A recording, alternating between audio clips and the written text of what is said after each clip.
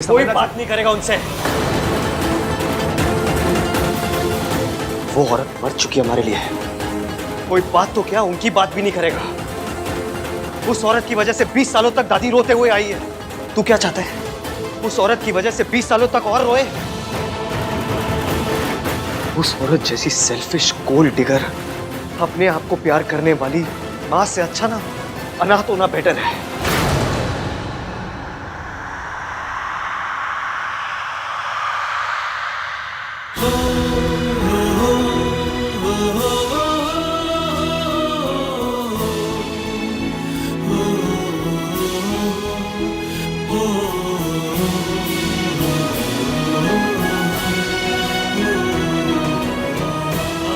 I'm sorry Sonu, मुझे पता है तेरे लिए कितना मुश्किल रहा होगा,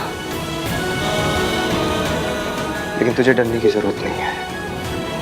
वो औरत तेरे आसपास भी नहीं आएगी कभी।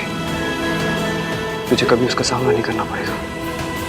जब वो हमें छोड़ के गई थी, उसकी सजा उसे आज तक नहीं मिली, लेकिन जब वो वापस आई है ना, उसकी सजा मैं दूंगा उन्हें।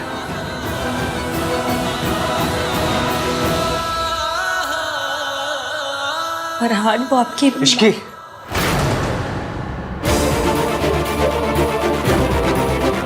उस औरत का नाम भी नहीं लेगा कोई इस घर में।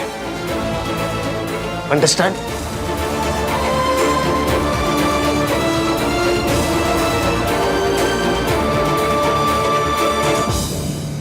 आहान कितने गुस्से में था। काश उसे सब सच पता होता। जिस हालत में भाभी थी ना, उस हालत में कोई भी औरत क्या कर लेती। गलती सावित्री भाभी की नहीं थी। भाई साहब इतनी बेरहमी से पेश आते थे कि भाभी को सब छोड़ के जाना ही पड़ा। गलती तो आहान और सोनू की भी नहीं थी, लेकिन कीमत उन्हें भी चुकानी पड़ी ना। माता रानी करे मम्मी जी दोनों बच्चों को सब सच बता दे। नहीं रितु, इसके बारे में बोलना तो दूर की बात है, सोचना भी मत। तुम अच्छी तरह से जानती हो कि माँ वीर भैया से कितना प्यार करती थी। हाँ तो क्या हुआ, हर माँ अपने बच्चों से प्यार करती है।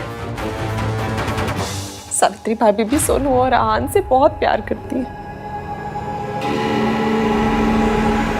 लेकिन दोनों बच्चे उनसे नफरत करते हैं। उनका नाम तक नहीं सुनना चाहते। क्या ये सही है? ये सब मुझे ठीक नहीं लगता। देखो रितु, मम्मी,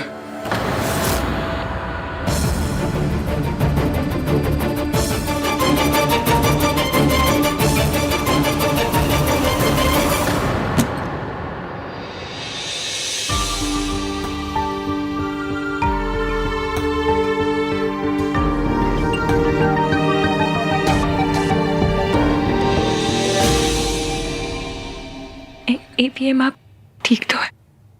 एक्सक्यूज मी।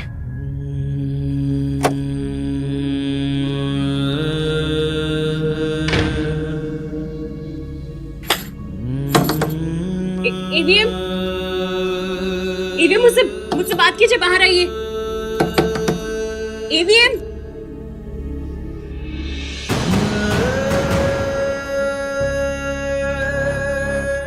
आपको दर्द देने के लिए सॉरी, पर सच और दर्द का बड़ा पुराना साथ है एवीएम। सच आता है तो दर्द भी उसकी अटैची पकड़ के साथ चला आता है। बस थोड़े दिन और, उसके बाद सिर्फ सच होगा, पर तब तक के लिए सॉरी। तेरी माँ तुझसे प्यार नहीं करती, वो सिर्फ दौलत से प्यार करती है। बेटा, तेरी माँ ने तेरे बाप की जान ली है और तुम दोनों को किसी और आदमी के लिए छोड़ दिया है।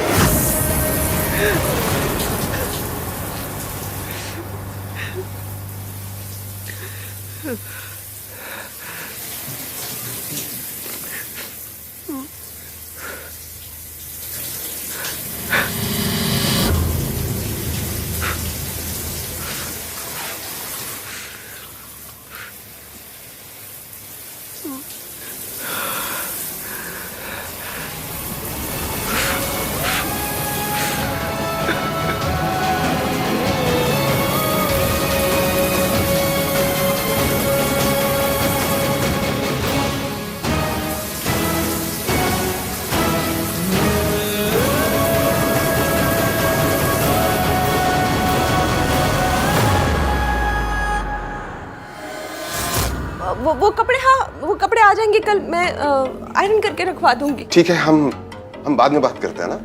आप लोगों को लगता है कि मैं आइडियट हूँ? आप लोग प्रिटेंड करोगे कि सब नॉर्मल है और मैं मान लूंगा। आप लोग आन भाई की मॉम के बारे में बात कर रहे थे ना, तो मुझे देख के चुप क्यों हो गए? मम्मी, पापा, कुछ है क्या आप लोग जो मुझसे छुपा रहे हो? अगर आप हमसे कुछ छुपा रहे हैं तो प्लीज प्लीज से इट। अब हम बच्चे नहीं हैं। वी डिजर्व टू नो कि पूरी बात क्या है। कोई बात नहीं है कार्तिक, तो इसमें अपना दिमाग मत लगा। अब एक्स्ट्रा दिमाग है तो पापा क्या करूं? जिस तरह से वो वापस आई हैं, जिस प्लानिंग के साथ वो वापस आई, इट्स ऑब्वियस वो भाई और सोनू की लाइफ का पार्ट होना चाहती हैं। कार्तिक, ऋतु, उससे कोई फर्क नहीं पड़ता कि वो क्या चाहते हैं क्या नहीं। आहान नहीं चाहता कि वो उनकी लाइफ का पार्ट बने, बस बात खत्म।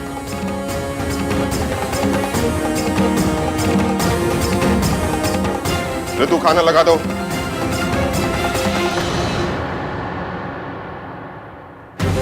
ऐसे कैसे खत्म? कुछ तो प्रॉब्लम है। बार बार ऐसा क्यों लग रहा है कि बड़े हमसे कुछ छुपा रहे हैं? इश्की बेटा, मुझे नहीं पता कि हम जो कर रहे हैं वो सही है या गलत। मैंने जाने अनजाने में मेरे बच्चे को बहुत दर्द दिया है और अब फिर उन्हें तकलीफ दे रही हूँ। कैसे है वो दोनों? बहुत दुखी है, पर आंटी जी ये तो होना ही था। आपको और उन्हें एक होना है तो इस दर्द से तो गुजरना ही पड़ेगा। सब मेरी वजह से हो रहा है। आहान को कितनी तकलीफ हो रही है, उसका दिल फिर से टूट गया मेरी वजह से। आंटी जी आपको पता है, एक बार बचपन में ना मुझे फ्रैक्चर हो गया था, तो डॉक्टर अंकल ने कहा था कि हड्डी जब टूट के जुड़ती है ना तो पहले से ज्यादा मजबूत होती है। मेरा लाइफ का एक्सपीरियंस है कि दिल के साथ भी ना सेम टू सेम सीन होता है। जब टूट के जुड़ता है तो पहले से ज्यादा स्ट्रांग हो जाता है। आप देखना, आपके और एवीएम के साथ भी ना सेम टू सेम होगा। दोनों के दिल टूटे हैं, फिर अब जब जोड़ेंगे ना तो पहले से इतने ज्यादा पक्के होके जुड़ेंगे कि मैं क्या बताऊं। इतने पक्के कि दादी अपनी फुल ट्राई भी मारेंगी ना तो भी आपको तोड़ नहीं पाएंगी। भगवान करे ऐसा ही हो। मम्मी जी बहुत खतरनाक है, वो पलट के पार जरूर करेंगी।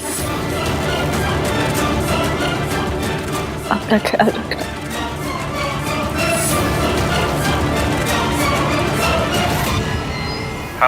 हेलो के बच्चे, तूने मुझसे झूठ कहा कि सावित्री की एक्सीडेंट में डेथ हो गई है। वो जिंदा है। ये कैसे हो सकता है माताजी? हॉस्पिटल के डॉक्टर ने उसे मरा हुआ डिक्लेयर किया था और उस डॉक्टर से मेरी बात भी हुई थी। आप मेरी बात का यकीन तो कीजिए। तो क्या मैं उसका भूत देख कर आ रही हूँ? सावित्री मेरी आवाज सुनकर कांप जाया करती थी, आज मेरे सामने बैठकर मेरी आंखों में आंखें डालकर देख रही थी। ये कैसे हो सकता है? ये नहीं हो सकता।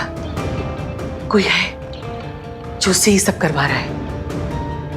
ये कौन हो सकता है?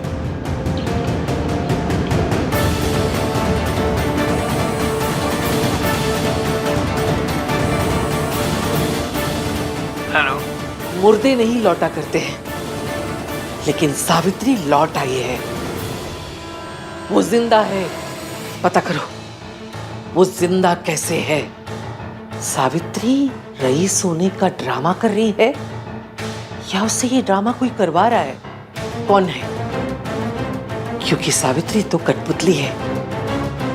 पता करो इस कठपुतली की डोर किसके हाथ में है।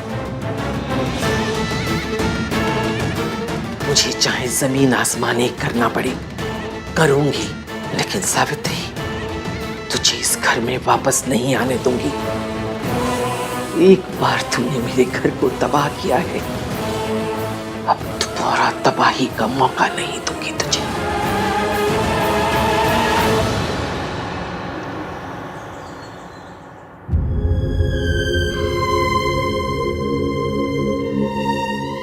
सॉरी ईवीएम, आपको रुलाने के लिए, आपसे सच छुपाने के लिए, सच में वेरी सॉरी। मैं आपकी पोल इतनी जल्दी नहीं खोलूंगी, अभी तो खेल शुरू हुआ है। ये सावित्री जिंदा कैसे बच गई और उसने अपने आप ये सब कैसे कर लिया? ऊपर से उन कमबख्त मेंटल असाइलम वालों ने अभी तक कॉल भी नहीं किया।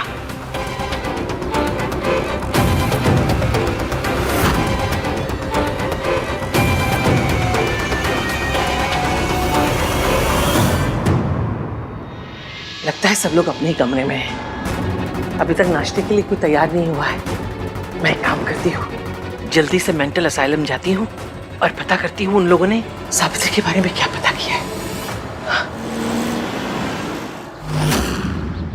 तुम सब मुस्तंडों ने सारी रात खराब कर दी, एक औरत की खबर तक नहीं ला सके।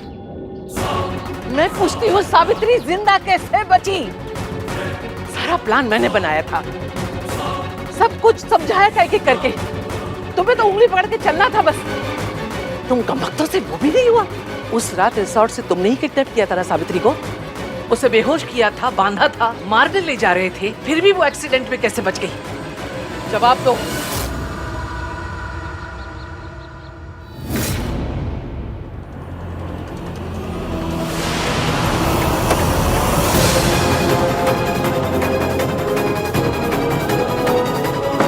दादी इस टाइम कौन सी जॉगिंग करने जा रही हैं?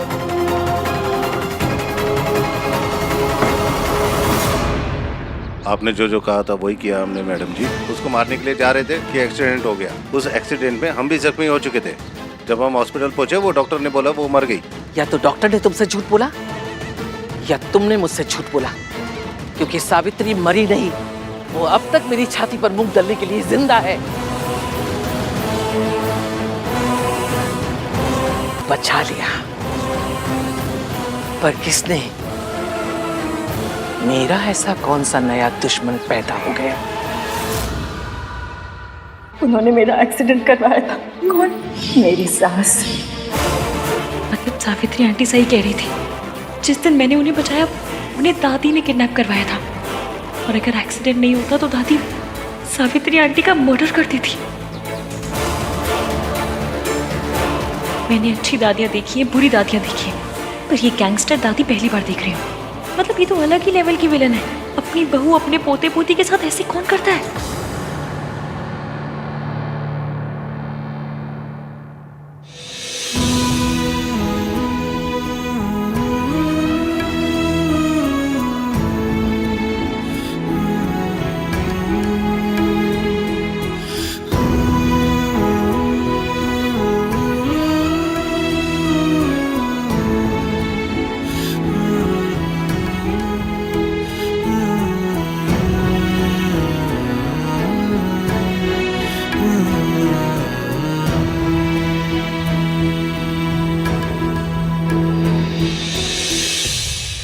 सॉरी, कल मैंने गुस्से में तुझे बहुत कुछ बोल दिया। भूल गया कि तेरे लिए भी कितना मुश्किल रहा होगा। लेकिन मैं बिल्कुल ठीक हूँ भैया, आई एम फाइन। भाई आप टेंशन मत लो, सल्ला आंटी के साथ रहती है ये। उनके साथ रहना मतलब कि बालू के साथ केफ शेयर करना। अब जब बालू के साथ केफ शेयर कर सकती है वो दुनिया कोई भी दुख सह सकती है ना। शट अप छिपे। अब ऐसा है गाइस कि जो भी है जैसा भी है तीनों मिलकर देख लेंगे ना। और अब तो हमारे साथ रिस्की इश्की भाभी भी है। हाँ, और जहाँ भाभी होती है ना वहाँ कोई साथ नहीं रह सकता। अब पता है अगर हमारे घर पंकज जी भी आ जाए ना तो वो भी उदास नहीं रह पाएंगे। छी, तूने कितना गंदा जोक मारा। भाई स्माइल किया ना। वैसे इश्की है का सुबह से दिखी भी नहीं। और शायद से नीचे होगी, है ना? दादी की सेवा कर रही होगी। कल रात मैंने अपनी फ्रस्ट्रेशन उस पर भी निकाल दी। एक बार जाके सॉरी बोल देता हूँ। चल भाई भाभी को सॉरी बोलने वाले। अच्छा तो हम क्यों जाए? भैया सॉरी बोल रहे हैं ना। ऐसे मोमेंट्स को एम्बैरेसिंग बनाना छोटे भाई बहनों का कर्तव्य होता है। सोनू चले। नहीं नहीं बेटा, ऐसे कैसे हो सकता है? सास और बहू में झगड़े होते हैं, दुश्मनी होती है, लेकिन कोई भी सास इस तरह खून खराबे पे नहीं उतर सकती। और आंटी जी चाहे कैसी भी हो, अपनी फैमिली से बहुत प्यार करती है वो। नहीं, मम्मी जी अपनी फैमिली से नहीं, सिर्फ खुद से प्यार करती हैं। अपनी झूठी शान से प्यार करती हैं। और वो उसके लिए कुछ भी कर सकती हैं। जब वो मुझे इतने सालों तक मेंटल असाइलम में रख सकती हैं तो उनके लिए मेरी जान लेना कौन सी बड़ी बात है। और दादी आज तक अकेले खेल खेलती आई है, और आज पहली बार किसी ने सामने से चाल चली है। इसलिए दादी के ब्रेक फेल हो गए, नींदें उड़ गई, बौखला गई, उनकी रोडों पे मेट्रो चल गई है, कमजोर पड़ गई है। बस यही सोच रही है कि सावित्री आंटी बच कैसे गई। इस बार भी उन्हें मुझ पर ही शक हुआ होगा। अहान के पापा का दोस्त होते हुए भी मैंने कई बार सावित्री को उसकी मार से बचाया था। इस बार तो उनका इल्ज़ाम बिल्कुल सच में बदल गया, क्योंकि बच्चे तो यही सोचते हैं कि मैंने उनके बाप को धोखा आपके लिए दिया है। आंटी जी अपने बच्चों की जिंदगी में आए बिना आप उन्हें सच नहीं बता सकती थी, और ये झूठ बोले बिना आप उनकी जिंदगी में नहीं आ सकती थी। अब आ गई है तो बस सब सही हो जाएगा। ईवीएम के लिए दादी की हर बात सच है, इसलिए अब हमें दादी के मुंह से उनका सच उगलवाना होगा। उन्हें इतना कमजोर करना होगा कि दादी खुद अपने मुंह से अपना सच बोलते हैं। इश्की बिल्कुल ठीक कह रही है। इतने साल असाइलम के टाइम मुझे पता ही नहीं चला कि तुम कहाँ गायब हो गई थी सावित्री। अब हम सब हैं एक साथ, दादी का सच सामने ला के रहेंगे।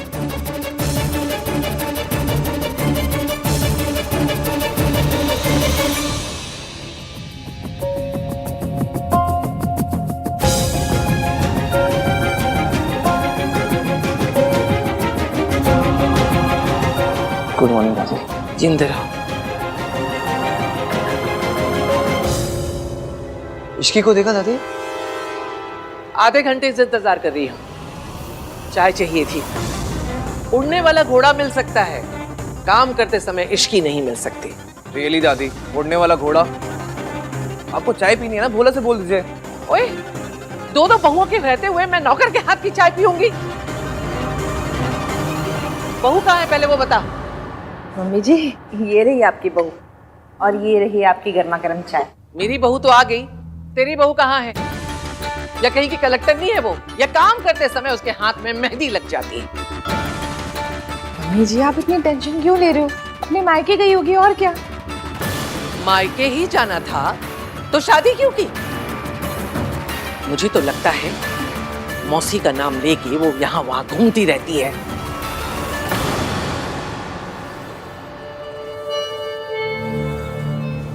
कहा हो इश्की, मैंने कहा था मुझे बताए बिना मत जाया करो। आंटी जी, घर में वापस लौटना है तो बस कुछ दिन के लिए अपने बेटे की नफरत सहन कर लीजिए। वो नफरत करता है तो प्यार कैसे करेगा? प्यार और नफरत में ना धागे बराबर फर्क होता है। इंसान उसी से इतनी नफरत करता है जिससे कभी बहुत प्यार किया हो। मतलब प्यार तो है, बस हमें उसे जगाना है, बस। एक बात बोलूं बेटा, आहान बहुत लकी है जिसे तुम मिली हो। आहान क्या, पूरा परिवार ही बहुत लकी है कि उनको इतनी प्यारी बहू मिली है। बेटा, तू जो कर रही है ना, अगर उसकी आहट में मम्मी जी ने सुन ली तो पता नहीं वो क्या कर बैठेंगी। तो बस एक वादा कर कि चाहे कुछ भी हो जाए, वो अपने और आहान के बीच में मम्मी जी को नहीं आने देगी। मैं वादा करती हूँ, दादी जी को मेरे और आहान के बीच में कभी नहीं आने दूंगी।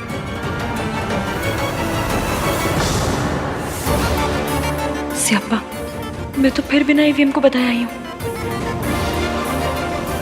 मैं चलती हूँ, ईवीएम वेट कर रहे होंगे मेरा। Bye bye. बहू कहाँ है पहले वो बता। मम्मी जी, आप इतनी टेंशन क्यों ले रहे हो? अपने मायके गई होगी और क्या। मायके ही जाना था तो शादी क्यों की? मुझे तो लगता है मौसी का नाम लेके वो यहाँ वहां घूमती रहती है। दादी, आपको हर बात पे ओवर रिएक्ट करना होता है ना। अब घर में क्या कर रही हो? टीवी सीरियल्स में काम कर लो ना। हर बात पे धुमता ना ना ना ना ना ना वाले रिएक्शंस देते हो। At least get paid for it ना। चुप रह खोते। एक बात क्या पूछ ली, सबके पेट पे मरोड़े उठने लगी है। तू भी सुना ले आके, तू वहां क्यों खड़ा है? यही दिन देखने के लिए तो बाकी रह गया था मेरे लिए। दादी इसकी किसी इंपॉर्टेंट काम से गई होगी, आ जाएगी। वो आएगी तो आप पूछ लेना ना उससे, आपका हक बनता है, कोई रोकेगा नहीं आपको। क्या बोल रहा है?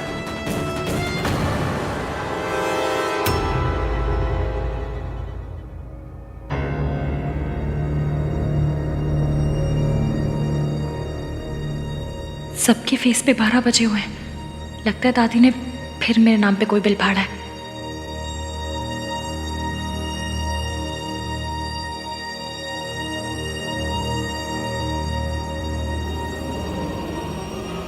कहाँ गई थी महारानी जी की सवारी?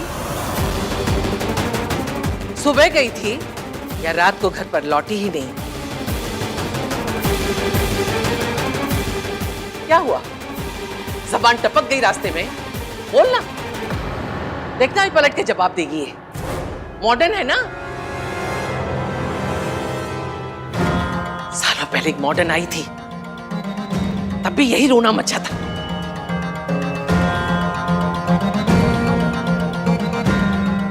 एक आई थी जो घर की इज्जत को आग लगा के चली गई, और दूसरी माचिस लेके तैयार खड़ी है। दादी क्या क्या बोले जा रहे हो आप? यू नो इश्की ऐसी नहीं है दादी। ऐसी नहीं है तो पूछो इससे कहाँ गई थी बिना बताए। अरे मुझे नहीं बताया, कोई बात नहीं। बड़ों की इज्जत नहीं करती है, जानती हूं मैं। अरे कम से कम अपने पति को तो बता के जाती। बताया तो था तुमने मुझे।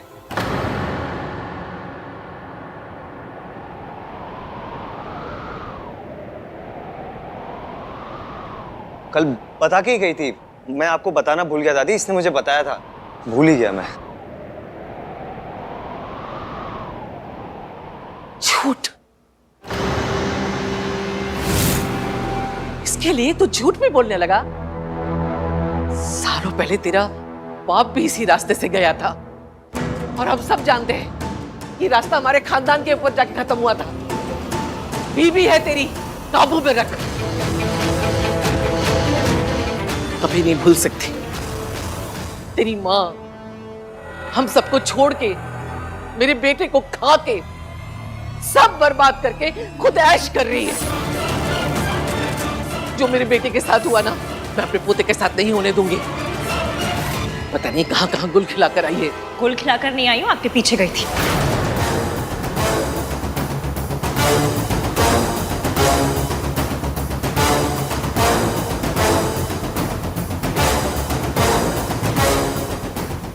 हाय रब्बा, क्या बोल गई? अब क्या कहूँ?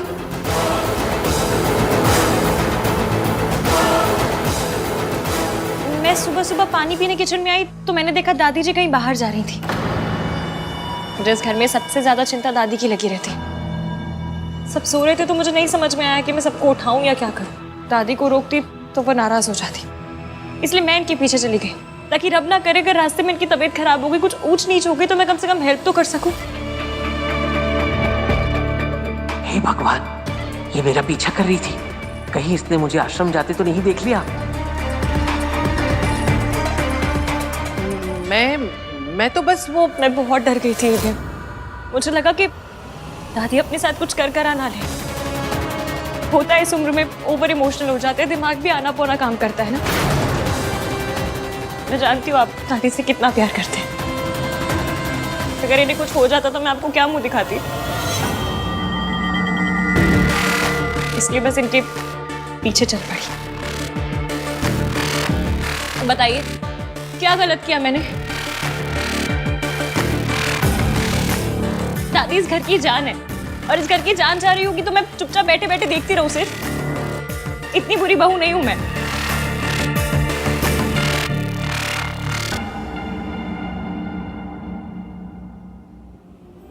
पर मेरी किस्मत इतनी थर्ड क्लास है कि मैं यहाँ से निकली तो मुझे दादी मिली ही नहीं।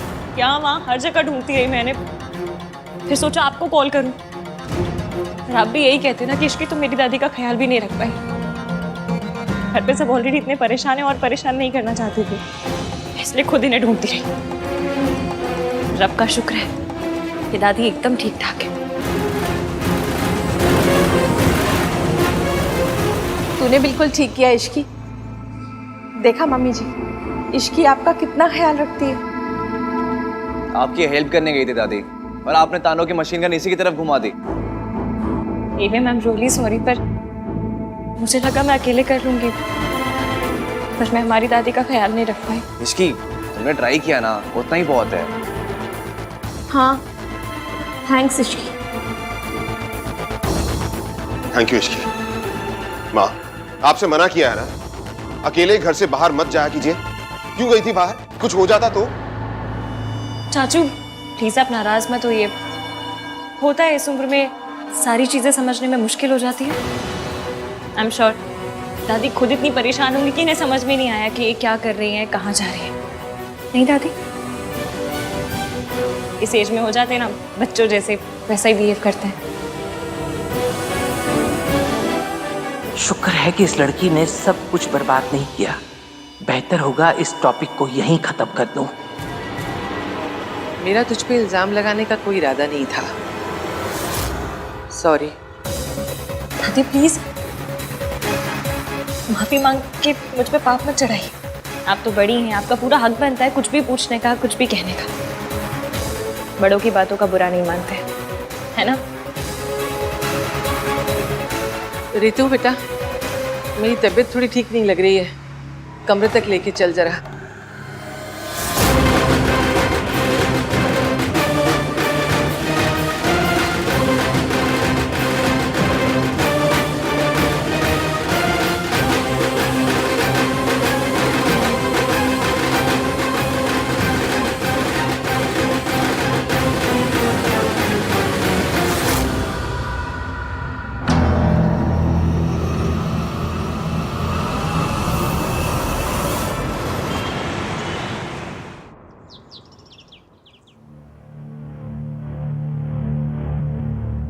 देख लिया हान की माँ, इससे गिरी हुई औरत ना मैंने सारी जिंदगी में नहीं देखी। अरे ये खानदान ही ऐसा है, अजीब अजीब बहुओं को चुन के लेकर आते। मुझे तो ना हमेशा से ये लगता था कि माँ का कुछ तो असर ना बेटी पे आया ही होगा। हाँ मॉम प्लीज, बोलने से पहले सोचा तो कीजिए। आप सोनू की मॉम के बारे में बात कर रही हैं, उसे कितना बुरा लगेगा। अरे तो लगना ही चाहिए, जिसकी माँ ऐसी हो ना उसकी गर्दन तो सारी जिंदगी झुकी ही रहनी चाहिए। अरे ये खानदान से रिश्ता करने से तो अच्छा होता हम अपनी इज्जत पे ना खुद ही मिट्टी का तेल छिड़क के आग लगा देते। इस खानदान ने ना हमारी इज्जत के टोटे टोटे कर दिए। मॉम, ये खानदान के इज्जत के टोटे टोटे ना आपने खुद किए हैं। अगर कॉन्ट्रैक्ट साइन करके आनंद भैया को हायर कर लिया होता ना तो ये सब होता ही नहीं। ना आपको अपना खून जलाना पड़ता और ना ही उस फैमिली को अपना सबसे बड़ा दर्द फिर से दोहराना पड़ता। लो जी, मेरी बहू की माँ गैर मर्द के साथ अय्याशी करे और मेरा बेटा उसे छोड़ के मुझ पे अटैक करे, बस यही दिन बाकी रह गया था। हे भगवान, उठा ले मुझे, मेरा बेटा मेरे खिलाफ हो गया है। मॉम प्लीज स्टॉप, ये सब क्या ड्रामा है यार। देखिए मॉम, ये अपने ओवर द टॉप रिएक्शंस और उस फैमिली के मैटर्स के बीच में बोलना दोनों के दोनों बंद कीजिए। जो कुछ भी हुआ वो उस फैमिली का पर्सनल मैटर है। अगर आप फिर भी बीच में बोलेंगी तो तू क्या कर लेगा? तो मैं सोनू को लेकर ये घर छोड़कर चला जाऊंगा। लो जी, बच्चल नहीं करे सोनू की माँ, घर छोड़े मेरा बेटा। वाह, मैं कुछ बोलूंगी नहीं देता, घर छोड़ के जाऊंगा, घर छोड़ के जाऊंगा।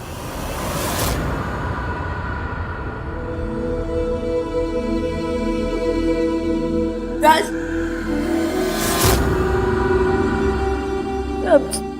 I'm sorry Raj, I'm really sorry। मुझे नहीं पता था कि तुम मेरे लिए अपनी मॉम से इतनी लड़ाई करते हो।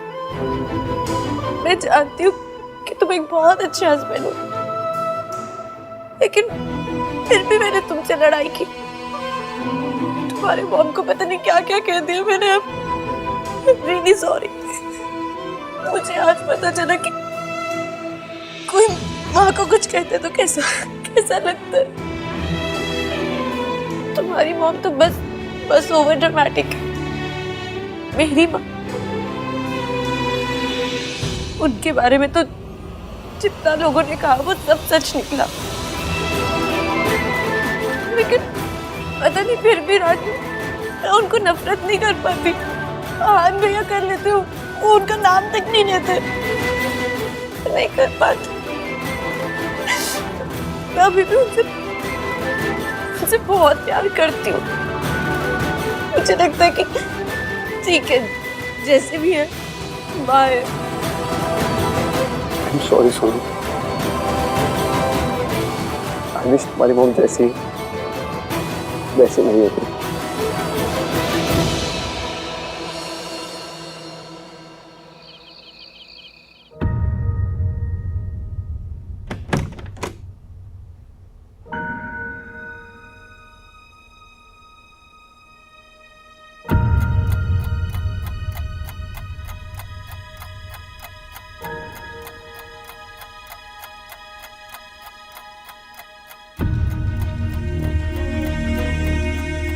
मम्मी प्लीज देख लेना कि ईवीएम सही से सोए।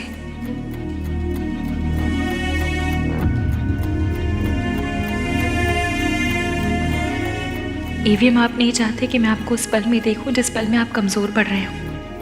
आप रोते भी हैं तो छुप के। आपके आंसू को मेरे साथ आइस पाइस खेलनी है तो खेल लीजिए, मैं भी धप्पा नहीं करूंगी।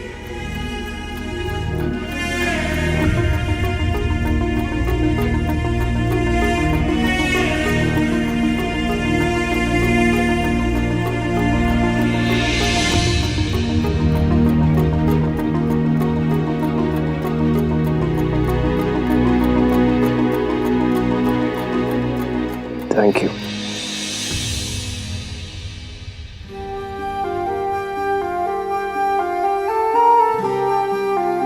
मुझे ना थैंक यू और सॉरी की कंप्लेन आई थी। कह रहे थे कि एवीएम से कहो हमें इतना ना बोला करे, हम थक जाते हैं। और पॉइंट भी है ना, अगर यही दो शब्द बोलने थे तो इतनी हाई फाई इंग्लिश सीखने का क्या फायदा हुआ। इसलिए अपने सॉरी और थैंक यू के एफडी करवा लीजिए, ताकि दूसरे शब्दों को तो मौका मिले। उनका भी मन करता होगा कि ईवीएम के मुंह पे चढ़े हम। और अगर फिर भी चैन ना पड़े ना, तो सॉरी और थैंक यू का मंथली पास बनवा लीजिए। क्रेजी। क्रेजी नहीं होती तो पहले आप जैसे सड़ू से प्यार नहीं करती, और फिर उस सड़ू को उसकी मम्मी से मिलवाने के लिए इतना सब कुछ नहीं करती।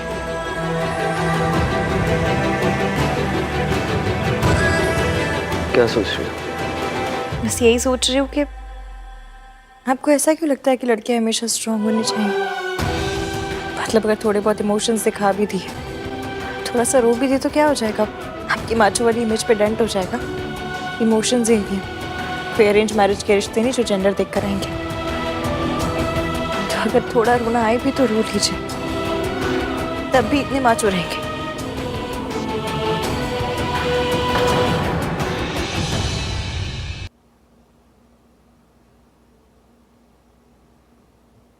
हम हार जीत दुख सुख सब में पार्टनर्स हैं। तो अगर अगली बार अपना दुख मुझसे छुपाया ना, तो मम्मी कसम सॉलिड वाली लड़ाई हो जाएगी। तो पता नहीं ये बॉयज ने अपनी इमेज का इतना लोड क्यों ले लिया। ये कहाँ लिखा है कि लड़कियां पिक्चर देखकर भी रो सकती हैं, लेकिन लड़के लाइफ में प्रॉब्लम हो तो भी नहीं रो सकते। किसने बनाया किसने ये रूल, और जिसने भी बनाया उसके रूल की ऐसी कम तैसी, कोई जरूरत नहीं ऐसे रूल मानने की। और अगर आपने माना ना तो देख लेना बस, फिर आए पड़े अपना दुख छुपाने वाले मुझसे। मुझे ऐसा लगता है जैसे मुझ में ऐसी कोई प्रॉब्लम है जो आप मुझसे अपनी फीलिंग शेयर नहीं कर पाते। तुम्हें कोई प्रॉब्लम नहीं है, प्रॉब्लम मुझ में इश्क की। मैं शेयर नहीं कर पाता अपनी फीलिंग। पर अब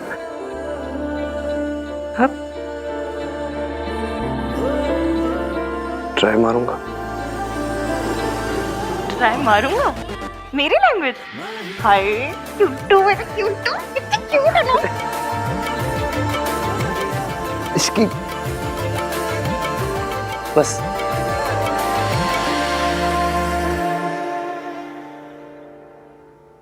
थैंक यू।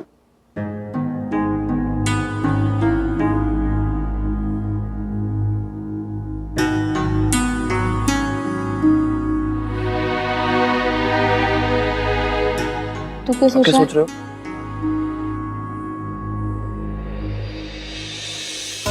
मुझे पता है तू भी यही सोच रहा है। रब जाने हम ये सिचुएशन कैसे हैंडल करेंगे। भाभी, भाई का है? आ रहे। मैं देखती हूँ।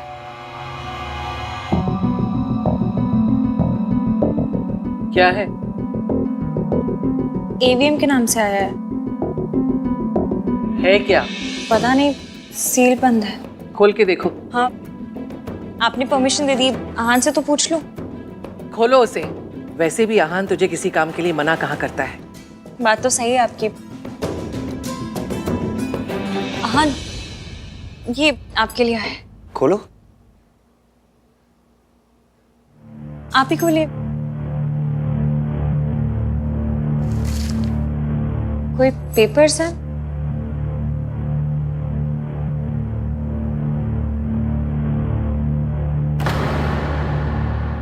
क्या हुआ?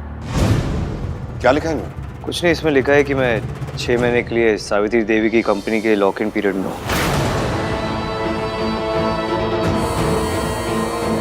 मतलब 6 महीने के लिए मुझे उसके लिए काम करना होगा, और अगर ऐसा मैंने नहीं किया तो वो कॉन्ट्रैक्ट भी विड्रॉ कर लेंगे और केस भी कर देंगे मेरे अगेंस्ट।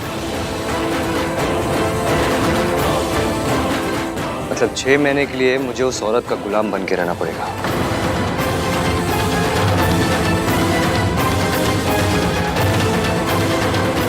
सावित्री करना क्या चाह रही है?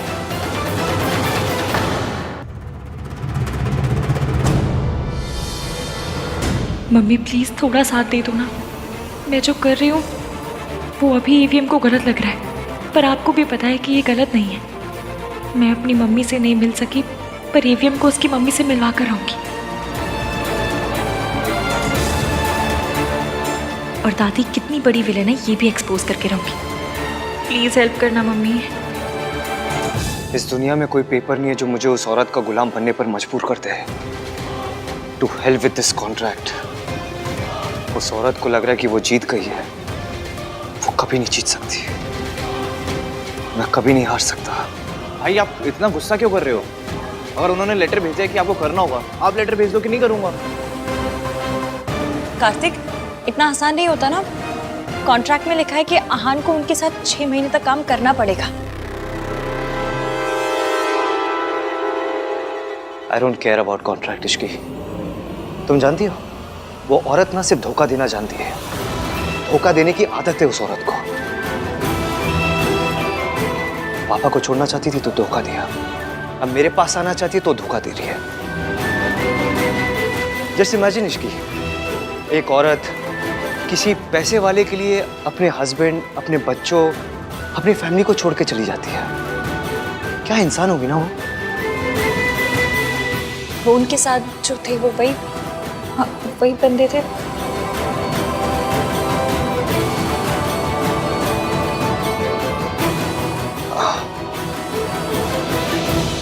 पर एक बात बताइए, अगर वो पैसों के लिए आप सबको छोड़कर गई थी तो फिर अब वापस क्यों आना चाहती हैं?